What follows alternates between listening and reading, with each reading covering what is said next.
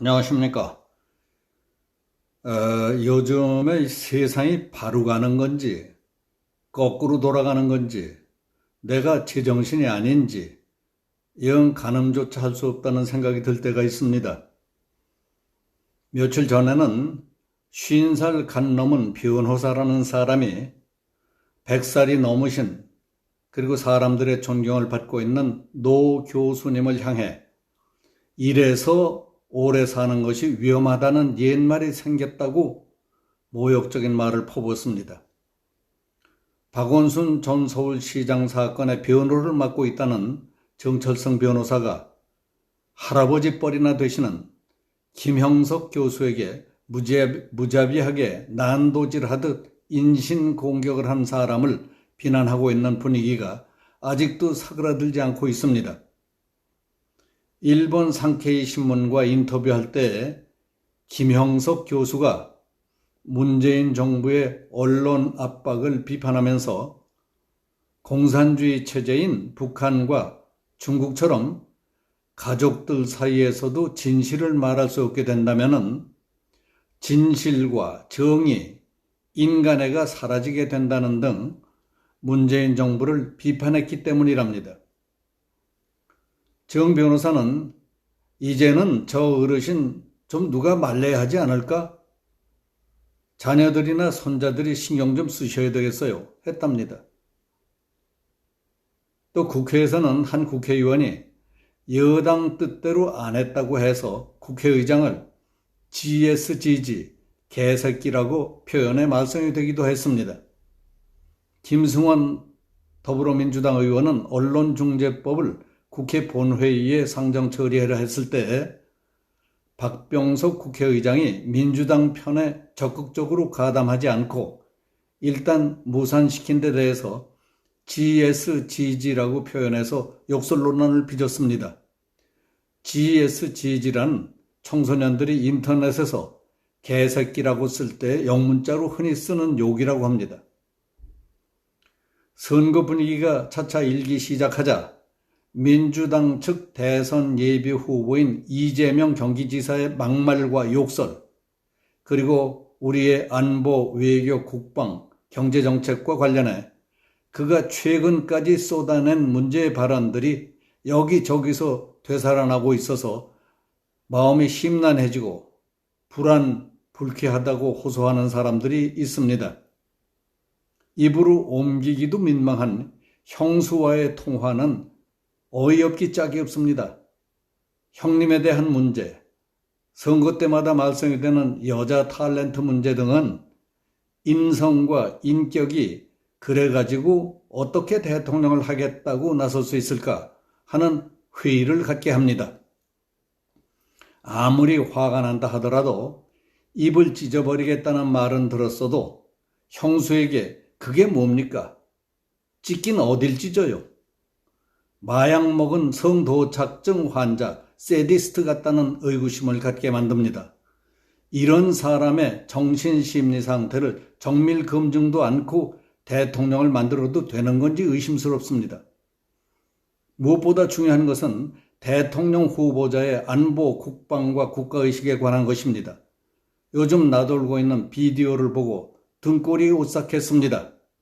이재명은 지난 2017년 3월 중국 CCTV와 인터뷰를 통해 대통령이 되면 주한미군의 사드 배치를 철회하겠다고 했습니다.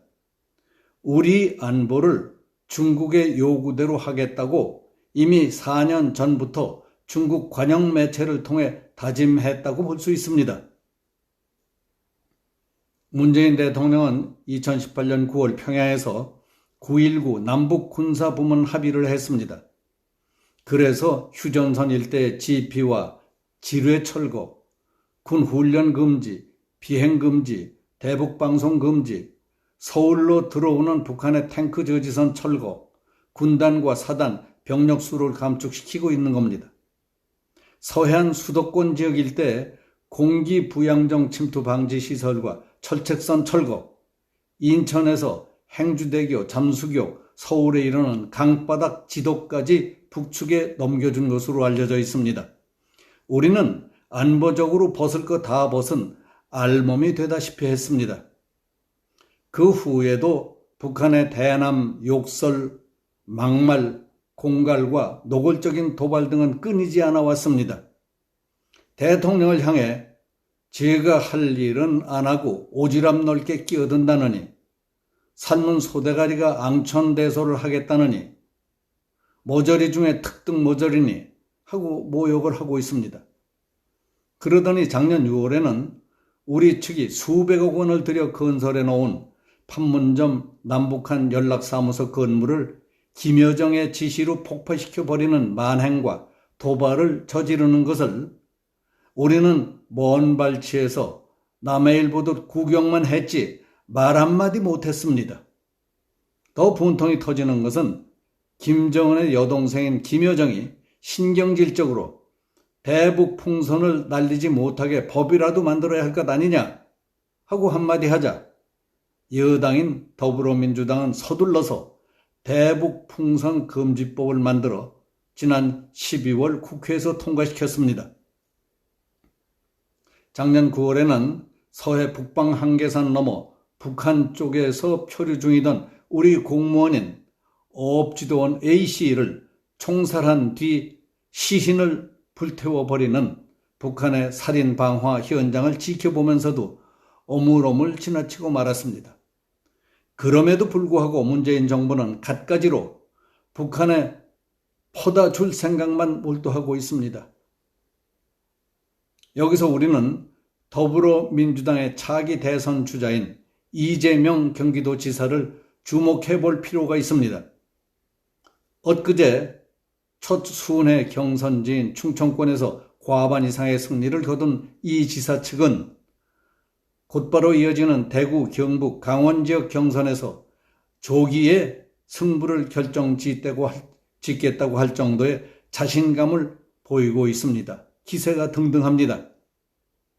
여당 측 대선 예비 후보 1위를 달리고 있는 이재명 후보자는 지금까지 그가 내놓은 경제정책과 안보정책 노선이 사회주의적, 친북, 친중적 색채가 너무 뚜렷하다는 점에 대해 심각하게 우려하는 전문가들이 많습니다. 거기다 이재명이 자신이 대통령이 되면 사드 배치를 철회시키겠다고 한 영상을 보고 한 70대 중반의 노인은 차라리 노인들을 군대로 뽑아가라며 호소하는 글을 인터넷에 실어 올렸습니다. 나라를 생각하며 걱정하는 마음이 얼마나 심각했으면 남은 힘과 목숨까지 바치겠다는 것인가 하는 생각이 들 정도였습니다. 경제 포퓰리스트는 국민을 가난하게 만들지만 안보 포퓰리스트는 국민을 죽음의 땅인 사지로 몰아간다는 말이 있습니다.